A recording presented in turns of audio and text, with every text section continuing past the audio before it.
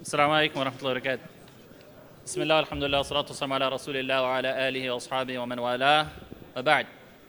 Inshallah, this next session will be by Dr. Hatim al-Hajj, and it will be about the renewal of religious discourse. And this topic is extremely important because one of the last questions that was asked is about the youth. And when you talk about the youth, as an imam of masjid, at least once or twice a week, whether from Muslims themselves or from non-Muslim students from the universities, one of the questions that they ask is, how is Islam compatible with modern society or contemporary society? And inshallah, if you look at Sheikh Hatim's lecture and his presentation, he talks about the importance of religious discourse. Some of the questions that he answers is, what is tajdeed? Is it necessary? Are there limits to ijtihad and tajdeed? Are some things constant regardless of the change in times? Are there spheres where ijtihad is more necessary? So inshallah, please pay attention. He'll be speaking for 30 minutes, and then inshallah we'll open it up for question and answers, and then inshallah there will be a presentation by Mercy USA. And same rules apply inshallah, that please don't say anything from your seat. There will be questions on the right side and the left side and from the brothers and the sisters. So inshallah we'll follow the same protocol we've been following the whole day. Jazakumullah khairan. كيف حال الشيخ؟ بخير ان شاء الله. تفضل. الشيخ مشعل عبد الباري ايضا.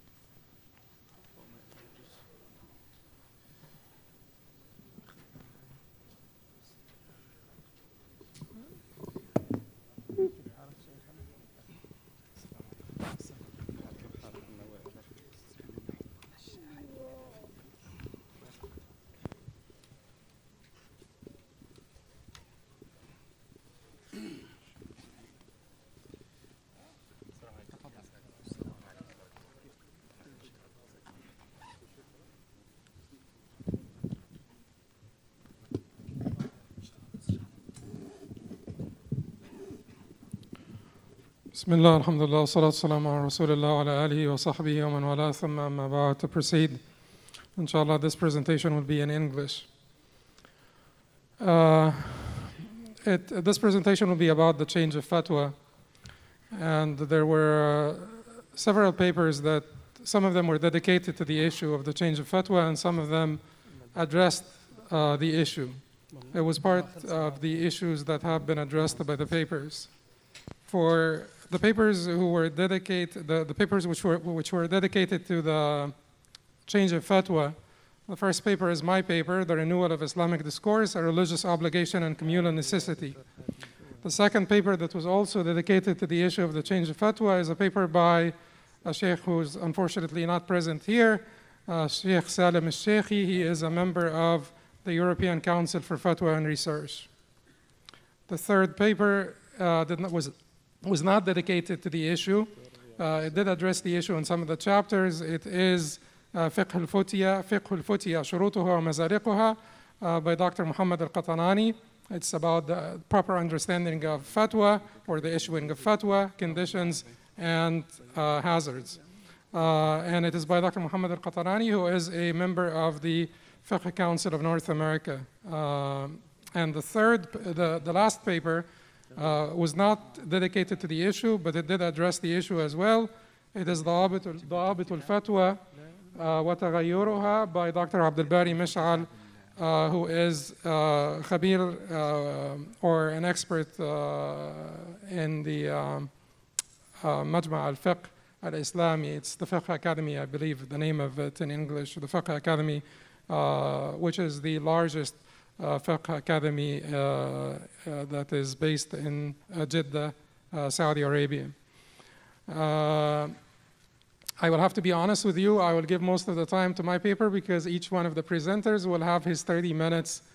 Each one of the presenters will have half an hour to address his paper. So I'll give most of the time to my paper, but I will basically point out benefits from the other papers as well.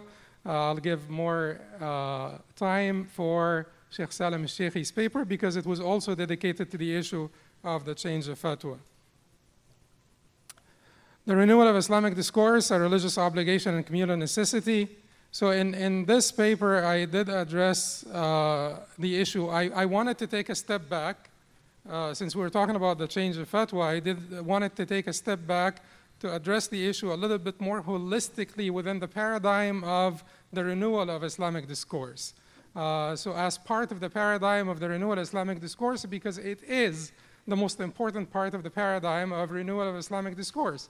Can the Islamic discourse be renewed to begin with is the question that we should answer before we talk about the change of fatwa. The change of fatwa is in the center, at the heart of this new discourse about the renewal of Islamic discourse, or tajdeed al-khitab ad-dini.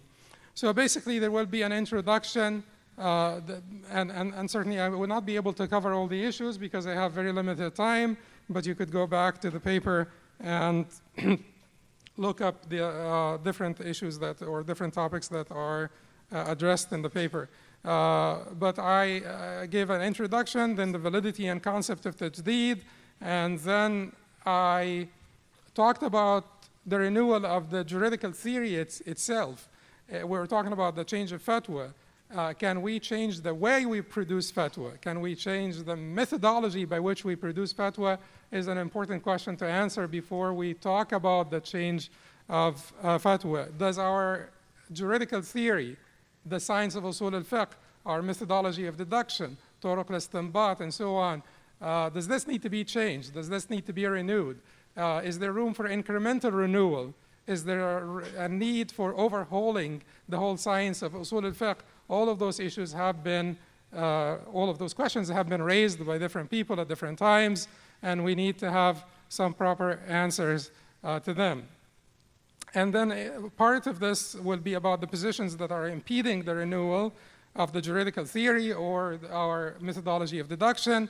Part of it will be about the flexibility within the juridical theory, and part of it will be about some proposals for incremental renewal. And finally, there is some practical examples in the paper about what we mean by the change of fatwa.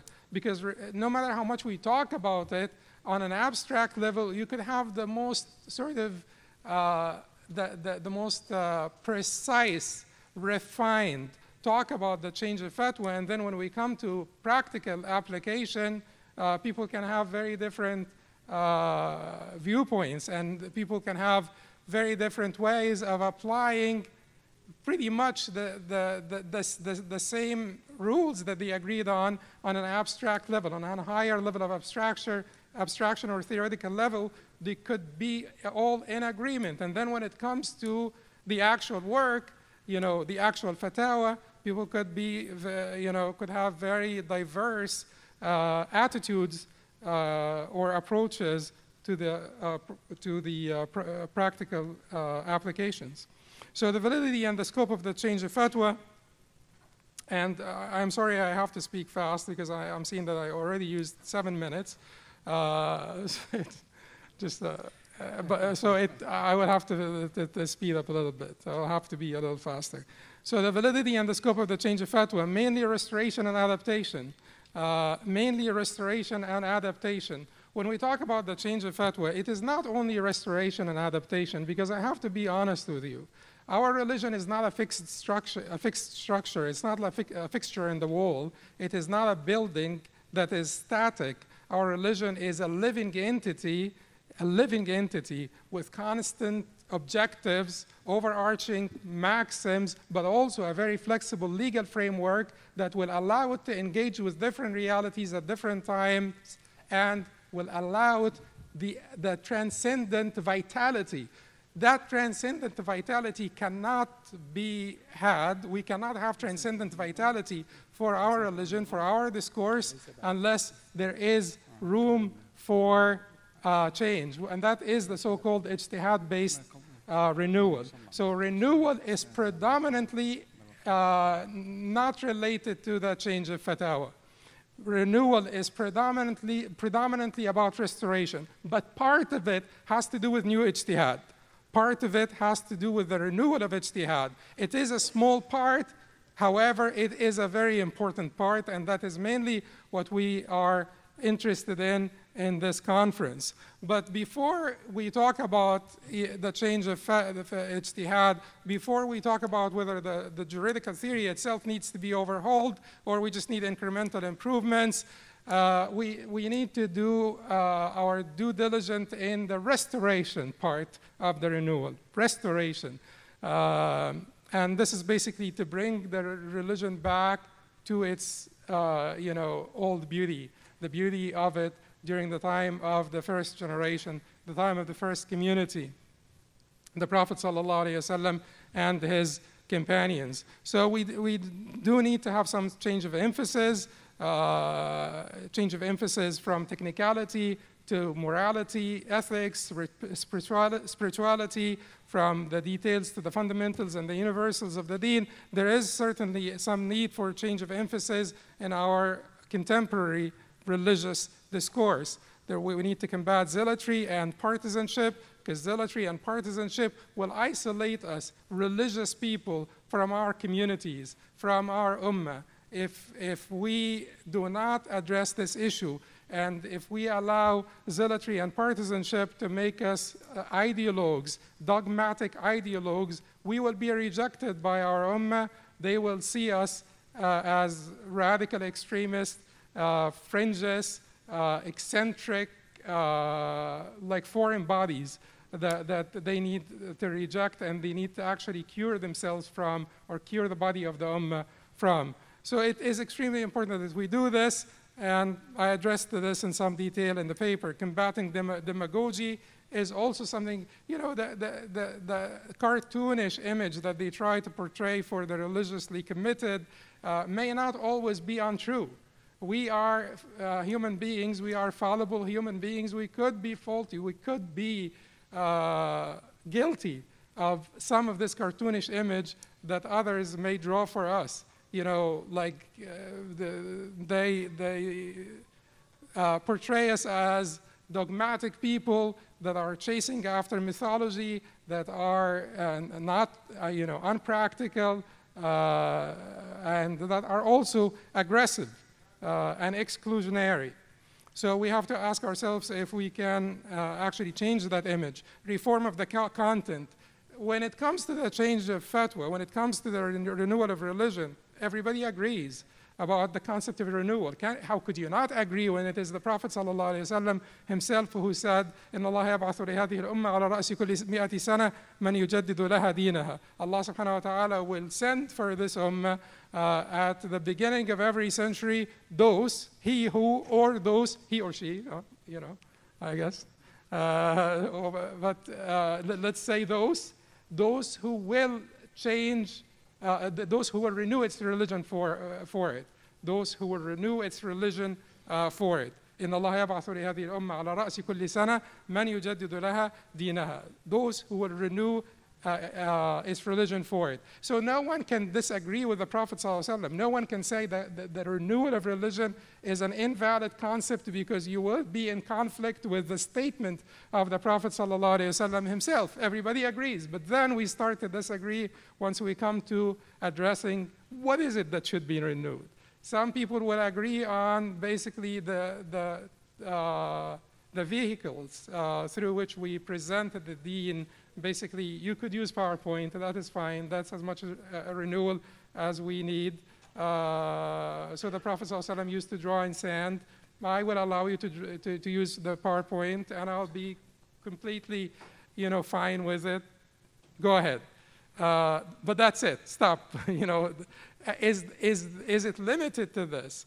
Or can there be renewal of content as well? And what content are we talking about? The scope itself is very important. So a renewal is not limited to law. Renewal, when it comes to the aqidah, we will address this also when we talk about the scope of renewal. But renewal is not limited to the law.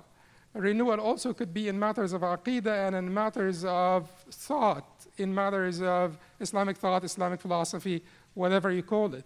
The concept, the concept of zuhd.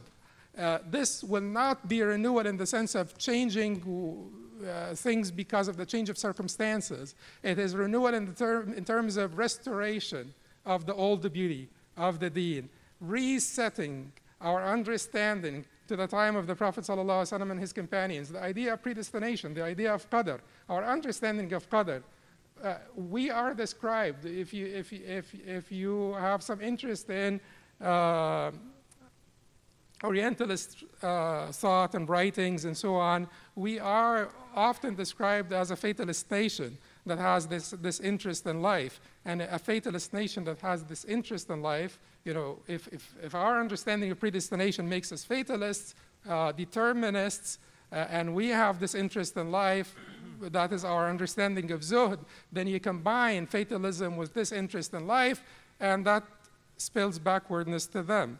But did the prophets and the Sahaba's understanding of predestination and zuhd make them anything less than the most successful generation in the history of humanity? Look at the changes they brought forth to humanity. Therefore, it is either that our understanding is different from their understanding. Something has to be wrong. If our understanding is similar to their understanding, the outcome would have been similar, but the outcome is not similar. Therefore, there has to be something that we lost along the way, and we want basically to reset our understanding to be consistent with theirs. So in that sense, this is not a change because of the change in variables. It is basically a restoration, resetting our understanding to be consistent with, in accordance with, that of the first generation. Renewing the juridical theory, we will talk about positions impeding the renewal, flexibility within the juridical theory, and proposals for incremental renewal. The first one is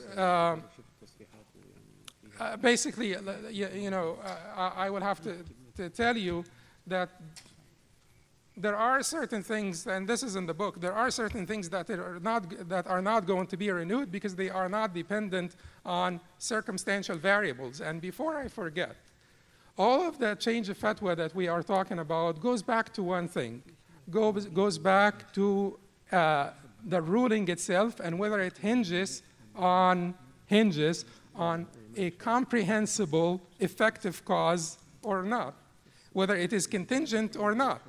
If it is contingent, if it rests on a comprehensible, effective cause, illah, versus an incomprehensible cause, sabab, like most of the ibadat, they are not attached to ilal, they are attached to asbab. They hinge on asbab. You pray dhuhr when the sun reaches the zenith. Is this comprehensible? No, it's not comprehensible. Why is it the right time to pray dhuhr? And why is it the right time to pray 4 rak'ahs versus 2 and so on? It's incomprehensible. It is then unexpected, completely unexpected, that a ruling of this nature may ever change.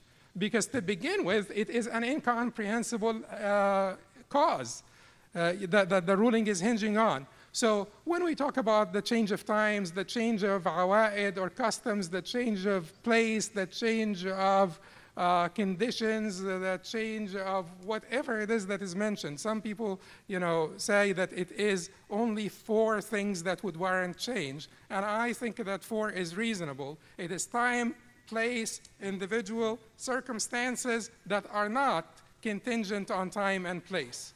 It can't be anything else. But if you want to say al-ahwal wal-awa'id, umum al-balwa, al-darura, and so on, it is all valid. But it will all go back to the change of circumstances. And the change of circumstances, they are either dependent on the change of time and place, then we will call them change of time and place, or they're dependent on the change of, not dependent, independent of the time and place, then we will say the change of customs and conditions, people's conditions, and so on. And change of individuals, whether you're old or young, the variations within the same individual. But all of those 4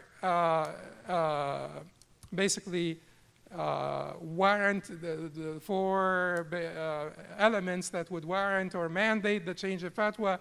Everything goes back to one thing, al-manat, the effective cause.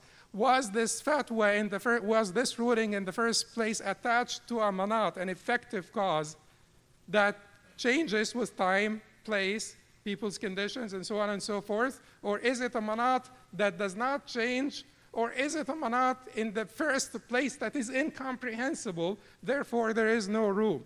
If it is a manat that is incomprehensible, which is al-ibadat, you could say, just for practical purposes, all of the ibadat are attached to manatat or that are incomprehensible, effective causes that are incomprehensible, then al-ibadat, we're not talking about al-ibadat. The aqa'id, how could you change the aqa'id? The change of aqa'id is basically resetting our understanding to that of the Prophet ﷺ and his companions. If any deviation had taken place from the time of the Prophet ﷺ and his companions, we need to reset. That's it. But you can't change the aqa'id. It's not subject to change because the aqa'id are not hinging on variables. So aqa'id will not change, ibadat will not change. What else that may not change? Matters of consensus where the consensus is not maslahi. Like Sheikh Shaltut said, the one consensus that can be abrogated is the consensus that is also hinging on maslaha. So the scholars can agree on one thing at one time based on a maslaha at that time, or the utility or the benefit of this ruling at that time, and then scholars at a different time may change it because that consensus itself was based and founded on maslaha. But the consensus that is not founded on maslaha, you cannot change that. Muqaddarat al-Shareeah, which are the quantifiable injunctions of the Shareeah, are not subject to change. The quantified injunctions of the Shareeah, muqaddarat al-Shareeah, the kaffarat, expiations, the shares of inheritance, all of these things are not subject to change to begin with. What else is not subject to change? Anything that is basically based on a dalil, on an authentic dalil that is definitive in transmission, definitive in implication, and that is not based on a comprehensible cause that is subject to change. In this case, these things will not change. You could also review the paper because I'm almost out of time, because to get the full list of the things that are not subject to change. The question that is posed to us now is whether our own methodology of deduction needs to change. And some people are suggesting that the way of deduction, our approach to the Quran and the Sunnah, our way of understanding the Quran and Sunnah and extracting rulings from the Quran and Sunnah itself needs to be changed, and they call this the systems approach. The systems approach is that when you have a system that has produced defective product, you need to go back and you need to overhaul the system. You can't patch it up.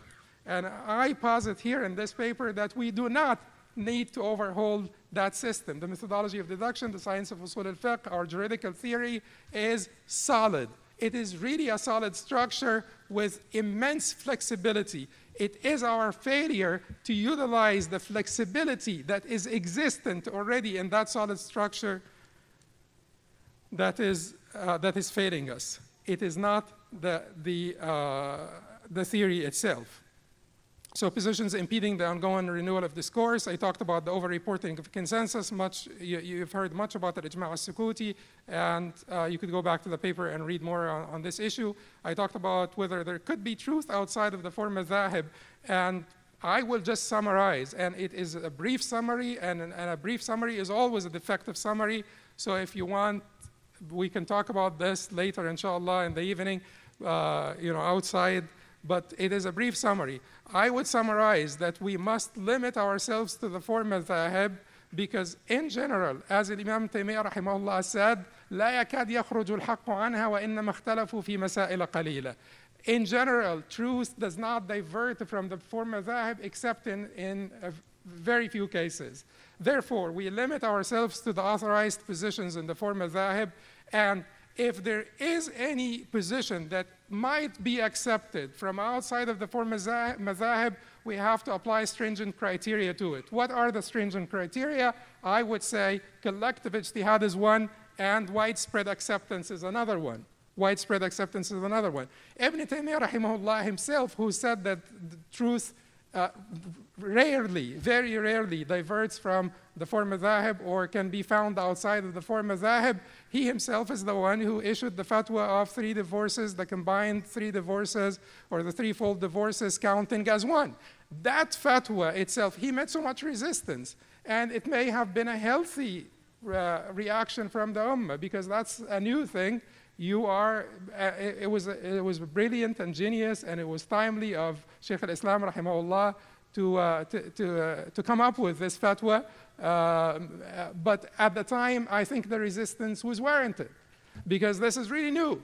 It's been established that 3 would count as 3 for a few hundred years, and you are presenting to us now something very new. Then this new thing will have to wait for either widespread acceptance or collective ijtihad. They did not have collective ijtihad in the same sense that we have it nowadays in the majama and so on, but widespread acceptance. That particular fatwa is now the law in Egypt, in Syria, in Jordan, in many, most of the Arab countries that I know, that I'm familiar with their laws. That is the law in those countries. So in this case, this widespread acceptance, great scholars, it has to be a position that is presented by a great scholar, and then we will have to wait for widespread acceptance or collective ijtihad to then take that position and mainstream it.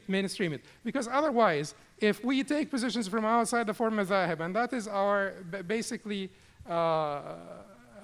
objective way of controlling the qiyas of fatwa. This is our objective way of doing it, because no matter how much we can talk about abstractions, this is our objective way of controlling. If we allow any scholar, regardless of his status and regardless of his position, to just renew the religion for us by himself, and then the sort of the students of knowledge, even not the very advanced student of knowledge, uphold this fatwa and they run away with it and they try to mainstream it, it would not be proper. We should have a process, and we should wait for widespread acceptance by the body of scholars before we start to mainstream this fatwa and say to the people, look, things could change because of the change of manatat or the change of effective causes. Things are started. You could read about this. I talked about the immense flexibility that we have in our juridical theory, in terms of the objectives of Shareeah and reform, the role of the human intellect, expansion of our use of rational proofs, flexibility that is existent already, utility of the weak and unauthorized positions.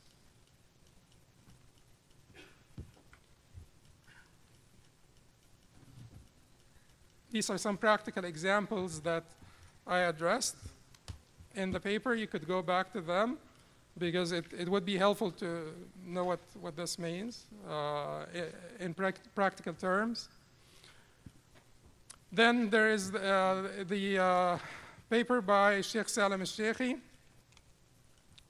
a member of the European Committee, European Council for Fatwa and Research. And the paper of Sheikh Salim addressed تغير الفتوى, or the change of fatwa. He divided it into 3 parts. The first one was basically a like an introductory chapter on the terminology and definitions, and you know how people in academia like to always start by these things. And then the second one was a theoretical one about the concept itself of the change of fatwa, the principle itself of the change of fatwa. And the third one was a practical one. He basically presented some practical examples of what it means to change the fatwa in the reality of the Muslim minorities in Europe in particular.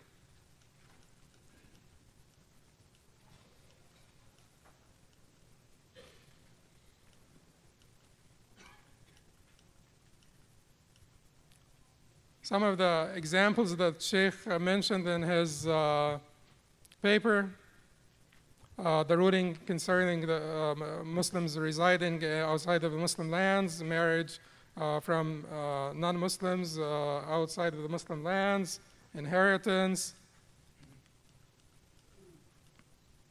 paying zakat to the masajid, purchasing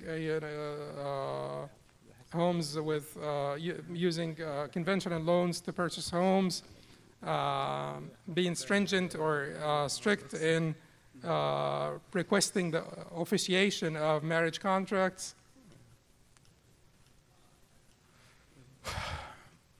And then there is the paper of Sheikh Muhammad al-Qatanani, Dr. Muhammad al-Qatanani, Hafizahullah, who is a member of the Fiqh Council of North America, Fiqh al-Futya, Shurutuha wa Mazaliquha. It is about the proper understanding of the issuing of fatwas, conditions and hazards.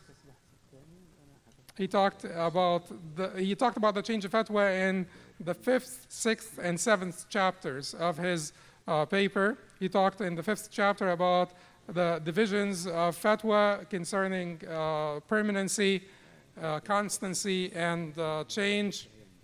And in the 6th one, he talked about the obligation of changing the fatwa when the madrak, which is basically the reason, the cause, changes. And the madrak is what al-Fayyumi said in Misbah al-Munir versus mudrak, which is al-Qiyas is mudrak, but al-Fayyumi said in Misbah al-Munir it's not as the Qiyas indicates. Okay, then, 1 minute, okay. So Sheikh, you know, the Sheikh did the, okay, I will freeze now because it's 1 minute, so it's very hard.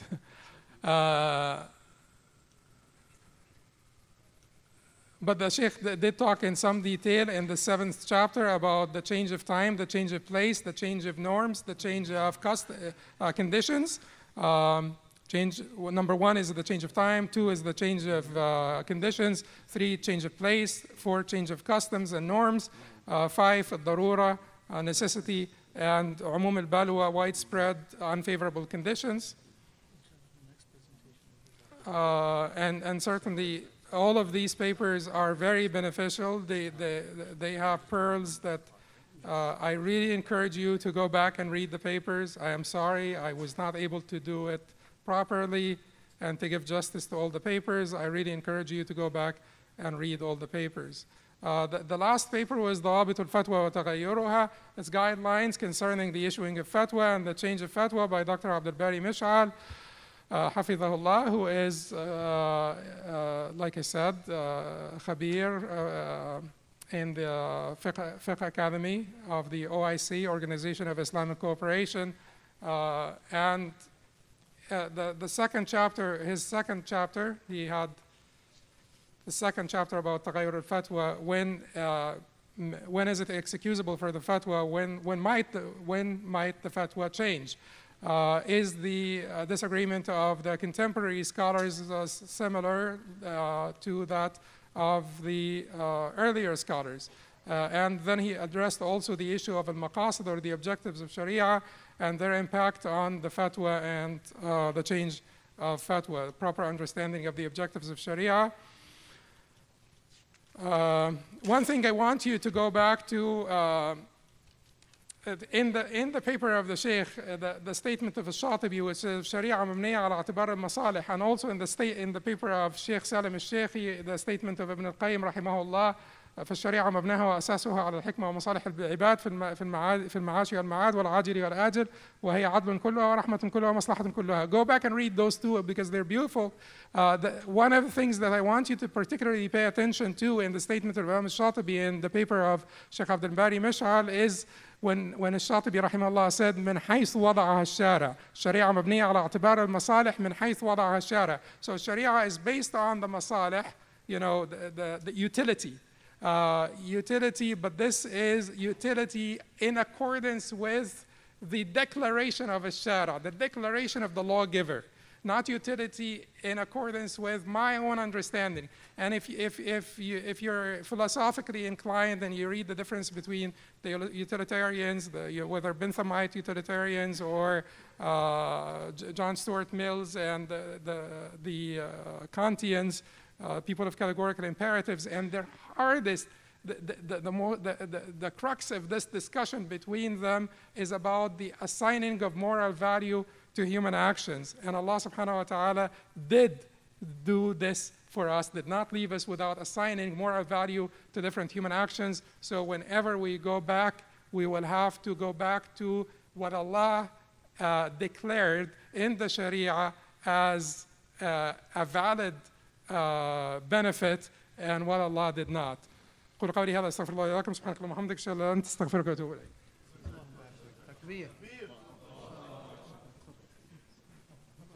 Jazakumullah khairan, Dr. Hatim. May Allah subhanahu wa ta'ala increase you and bless you. Inshallah, what we'll do now is that we have about 12 minutes before we break, and then inshallah, before the break, there's going to be a presentation. So inshallah, Dr. Abdul Bari Mishhal's presentation is next, right, at 3:45 after the break. And Sheikh Muhammad al-Qatanani is going to present tomorrow morning, but inshallah, they're going to be answering the questions now. So now we're going to open up the floor for questions and answers, inshallah. And a reminder that the questioners, please state your question in 90 seconds, and the responders, please respond in 2 to 4 minutes, inshallah ta'ala. Jazakumullah khairan. So let's start with my right. Go ahead, brother. Inshallah. Wa alaikum salam.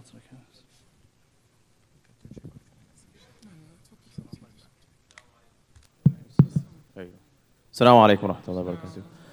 Sheikh Hatim, Jazakallah khair for your presentation. My question is in regards to understanding the concept of ijma'an related to the maslaha. I think one thing which many people may not necessarily speak about is no matter to what extent someone will study usul al-fiqh, whether that's to the nth degree through al-muwafaqat and al-shatibi, or something very, very simple like khallaf, like ilm usul al-fiqh, or whether in the English language it's kamali.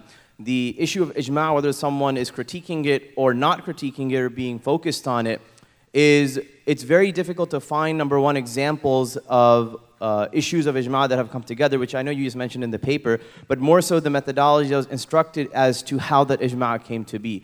So is there any place that we could be directed to read more about that in a bit more of a historical reference and understanding how the point of ijma' comes to be? Because even within the academic circles, within academia and the academy, the biggest issue that people bring up about ijma' is the fact that it is a very subjective science that is rooted in another time and place. So I think because of the lack of maybe having that availability of finding examples and addressing the actual manhaj of the way that the ijma' came to be, whether that's sukuti or otherwise, becomes an issue. Jazakallah khair.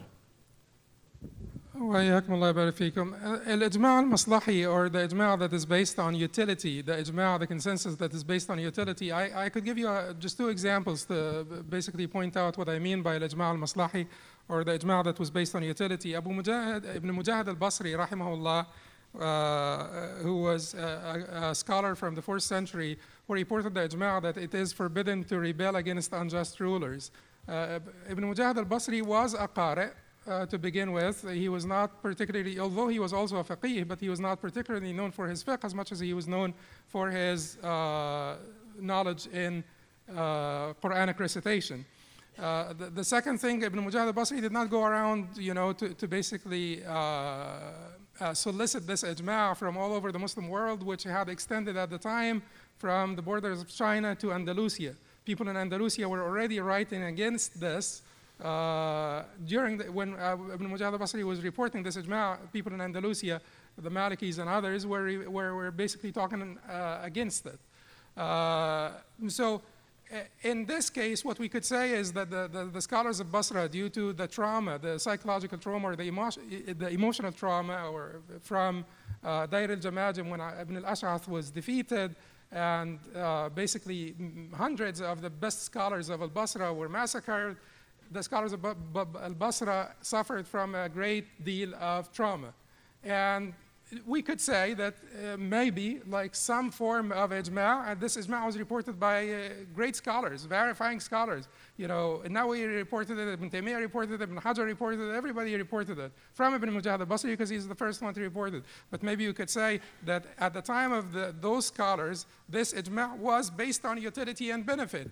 At the time, they have basically gone through the history of the uprisings that happened against the Umayyads and the Abbasides, and they figured, look, you know, 1, 2, 3, 4, from the time of Hussein and through, you know, Ibn al-Ash'ath, Sahib al-Nafs al-Zakiyya, and so on and so forth. Every time we failed, let us just stop it.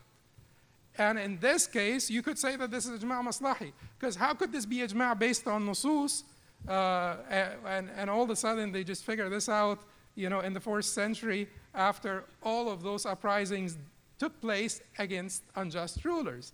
Were the nusus hiding from people like al-Husayn and Sahib al-Nafs al-Zakiyya and Ibn al-Ash'ath and al-Qurra that were with Ibn al-Ash'ath? So we could accept this ijma' in a certain time as a procedural ijma'. Ijma' maslahi, ijma' for benefit, for the utility of it at a certain time. When times change, the ruling may change. And I'm not saying that the ruling may change. I'm not basically trying to promote sectarian strife or promote civil unrest. I am talking about popular uprisings. Popular uprisings. Would unarmed popular uprising, is this, you know, counter to the ijma'? And so on and so forth. Also, the ijma' that has been reported by some scholars that al-Qadi and al-Mufti may not ever use any position outside of the 4 madhahib. We could say that this was procedural ijma' to counter the qiyas of fatwa during a certain time. When we fail to control it, then could be a procedural ijma'. And this is actually what Dar al-Ifta al-Masriya said. It is on the website. I refer to this in the paper, that this ijma' is subject to change with the change of times and people's acceptance of positions outside of the 4 madhahib and with government enforcement as well, and many other factors. So this is ijma' maslahi. Most of the ijma' that took place in our legacy is sukuti. It is complete. You have to use your mind, right? You have to use your reason. Ijma' is completely, most of the ijma'at that have been reported. Look at the Maratib al-Ijma' by Ibn Hazm, and how Ibn Taymiyyah had to write another book basically to refute many of the positions that Ibn Hazm, one of the greatest, most erudite scholars, reported. Most of the ijma'as in our history are tacit ijma'as. Ijma' is a beautiful doctrine. It is an antidote to clerical autocracy. It is extremely important for the vitality of Shareeah, since we don't have someone who speaks on behalf of God. But most of it is sukuti. Therefore, it is presumptive. It can be used as a supportive, supplementary evidence, but it is not a definitive evidence. If you want to go back and read about the history of the development of ijma', you will find this in Orientalist writings. You will not find this in our writings, because when we approach the deen, we approach it from a different perspective. We approach it for practical purposes, to use this knowledge for the production of fiqh, so that we could tell the people that is halal and haram. Orientalists are interested in it from a different perspective. They wanted to study it as a human phenomenon. So that's why they're more interested in the history. We can have 10 more minutes of Q&A. So I request those that were in line before the presentation to go ahead and take your positions and ask your questions, inshallah. We took one from the right, now we'll take one from the left, inshallah.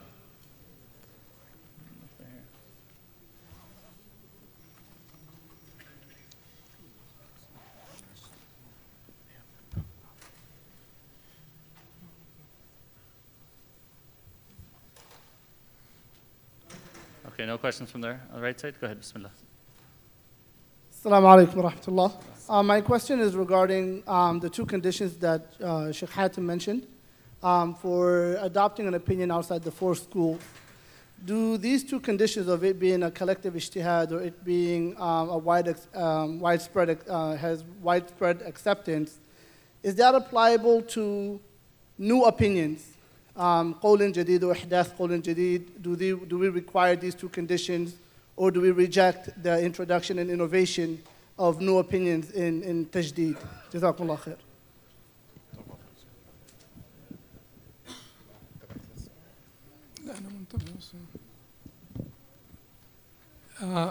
So whenever, okay, can I? You had the Aqsam al-Fatwa, right, in your paper. So whenever there is a new position, whenever there is, whenever we need to make an ijtihad, we're either making an ijtihad about something that has been previously addressed, as Sheikh al-Qatanani said in his paper, or something that has not been previously addressed. If it has not been previously addressed, then we're making fresh ijtihad, then we ask the mujtahideen, and particularly when it comes to matters that relate to the public, as Sheikh Zuhairi, Hafidhullah, said in the first, in his lecture, when it comes to matters that are of grave importance, matters that relate to the public, then we go back, we send those questions to the majama, and we wait until they give us an opinion. That is when it comes to newly emerged matters, nawazil, that have not been previously addressed. And then we wait for the mujtahideen. If it is something that is not that major, then we can wait for an individual mujtahid, and we can then take the fatwa from an individual mujtahid. But if it is something that has been previously addressed, then we go back and look we will look in the mazahib, in the four mazahib, for a solution for our problem or our dilemma. And if the four mazahib, if the positions of the four mazahib, if there is no authorized view in one of the mazahib that will provide us a ready solution for our dilemma, then we will need talfiq, we will need to do patching. Patching should be done by the mujtahideen or the most learned among us, because patching is a very serious business.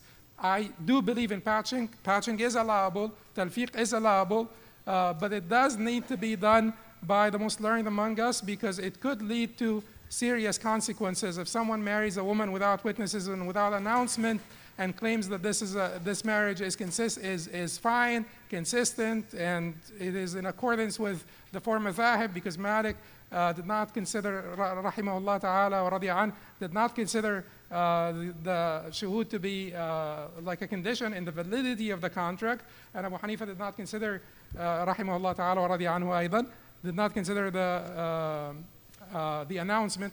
You know, Abu Hanifa and Shafi'i and Ahmad did not consider the announcement to be a condition. Then that is very serious business. So talfiq needs to be done by the most learned among us, but it doesn't have to be collective ijtihad to do talfiq. We wait for a mujtahid to do this work for us and to see if this talfiq is proper talfiq or improper talfiq.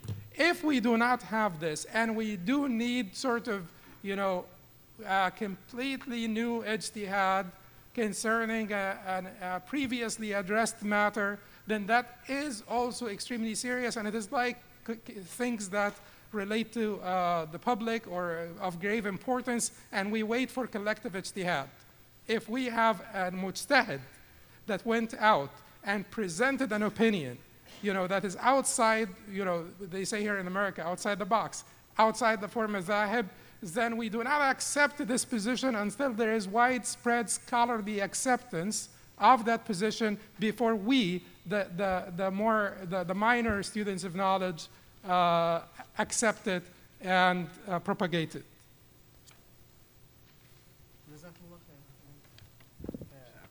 Bismillah ar-Rahman ar-Rahim.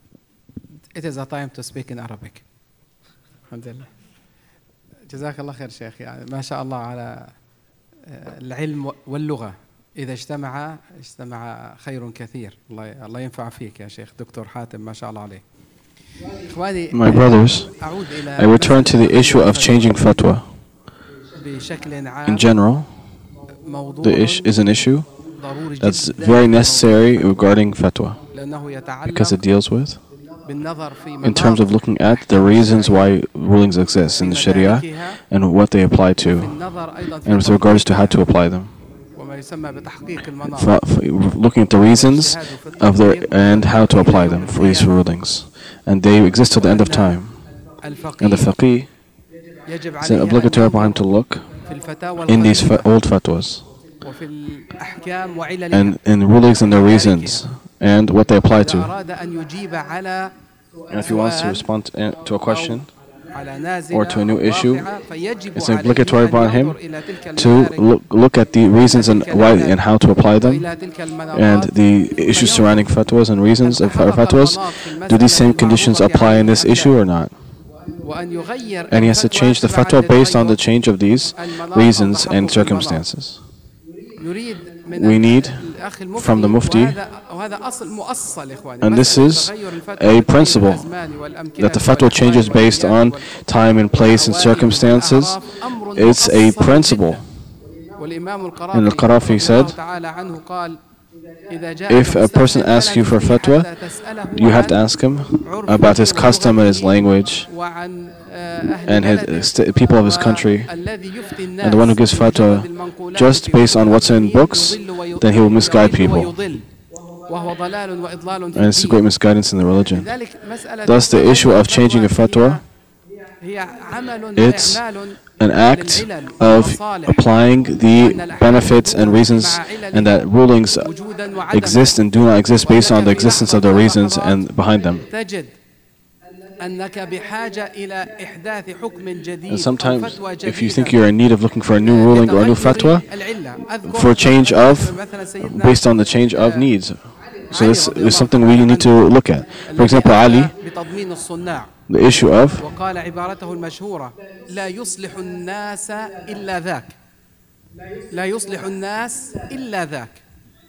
فهنا كان تضمين الصناع في زمن النبي صلى الله عليه وسلم وفي زمن أبي بكر غير وارد، لكن وكذلك زمن سيدنا عمر وعثمان. في زمن سيدنا علي رضي الله عنه أفتى بغير هذا، وهذا لتغير الزمان، وقال لا يصلح الناس إلا ذاك، ووافقه الصحابة على ذلك. وهذا يدل على Ali ibn Abi Talib, يجب عليه أن ينظر أيضا إلى the issue of تدين الناس والتزامهم, following up and on craftsmen. Ali's fatwa on this issue is something that he gave, that even Abu Bakr and Umar didn't give fatwa on. So the Prophet ﷺ, he would ask a person, ask a question, and he'd be asked a certain question, so his answers would differ based on the circumstances of the person. For this person will say, you give food and give salam. Another person say, you be good to your parents. And Ibn Hajar says, in Fath al-Bari and in Nawawi, they said that this is based on the differences of the circumstances of the people asking fatwa. Inshallah, this will be the last question for this session. Sheikh Mustafa, go ahead. Assalamu alaikum, Sheikh. You were talking about renewing judicial theory, and you mentioned the role of ilal, whether they're sorry, it's for Dr. Hatem, actually. So you mentioned the role of ilal, whether they're going to be ma'qulatul ma'na or not. So my question is, since Western civilization is built upon rationality and reason within their law and their framework and morality, whenever there's an ikhtilaf on identifying whether the illah is ma'qulatul ma'na or not, would you support potentially favoring the one which is ma'qulatul ma'na when there's an ikhtilaf, in order to resonate more with the society in which we live? I'll give you two quick examples. One of them, for example, washing najasa with water, or the absence of the najasa through evaporation or dry cleaning. There's ikhtilaf on that, whether or not you have to use water, or whether you have to wash 3 times, even if the najasa is gone. Another example would be sadaqatul fitr, whether you can pay it through cash or cryptocurrency or whatever else, rather than giving it as ta'am. So one of them seems to make more sense, or it seems to be more rational, because it's been identified as ma'qulatul ma'na, even though there's ikhtilaf on that. Would you favor that part of this revival that you're talking about would be maybe inclining more towards identifying the illah as being ma'qulatul ma'na whenever there's room for that? Jazakumullah khairan.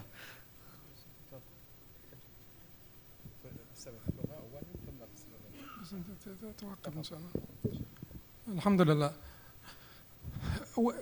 That is an extremely hard question, Sheikh Mustafa. Sheikh Mustafa is part of the Fiqh Council of North America,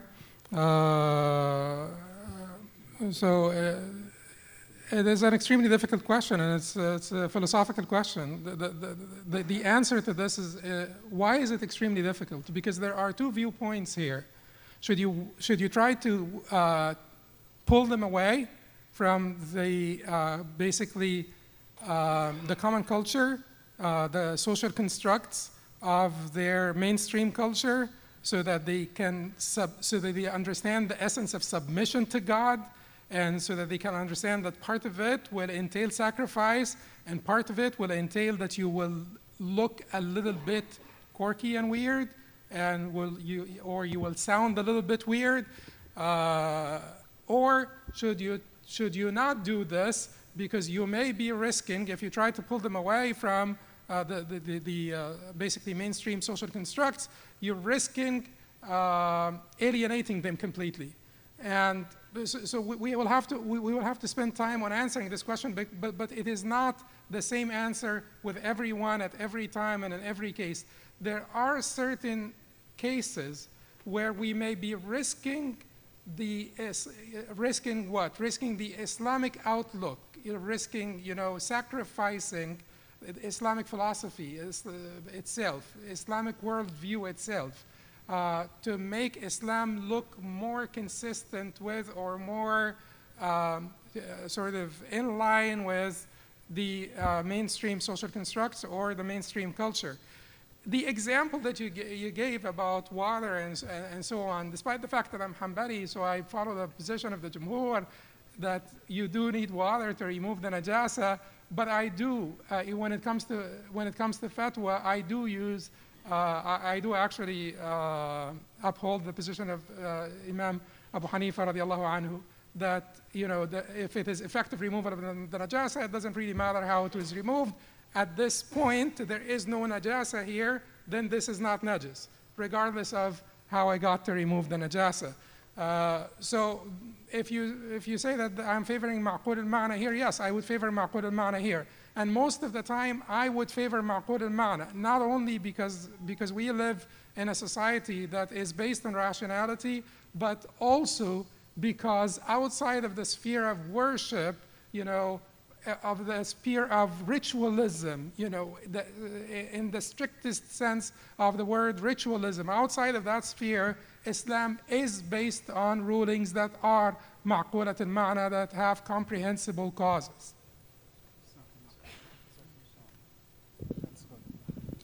The issue of knowing the reason behind a fatwa, we want to be clear when we're dealing with our children. I found by speaking to some of our children that the issue of knowing the reasons behind rulings has overtaken all the rulings in Sharia with regards to our children. It's obligatory upon us that we have to have a balance between the text and the intellect, and that which is understood behind it. Yes, the Sharia is built on text and based on the reasons behind the text, and in general the reasons are understood, except in some issues that are not known, such the issues of certain quantities and certain acts of worship.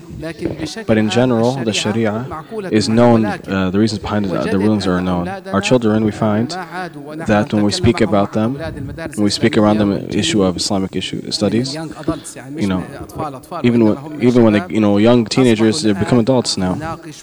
Every issue, when we talk to them about it, they want to realize it with their intellect.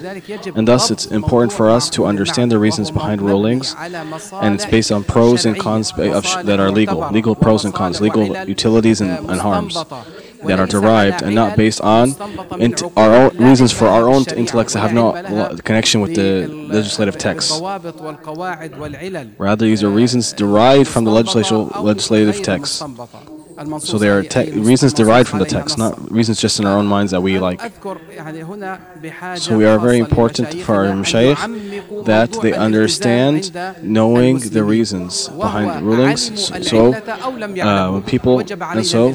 when people ask you, and also we have to make sure that we have to follow the rulings whether we know the ruling or not, but we should know these rulings when we can. So there are reasons we know, reasons we don't know. We should still act upon all the fatwas, but in general, we should know these reasons when we can find them, because we live in a time, that people need this for education.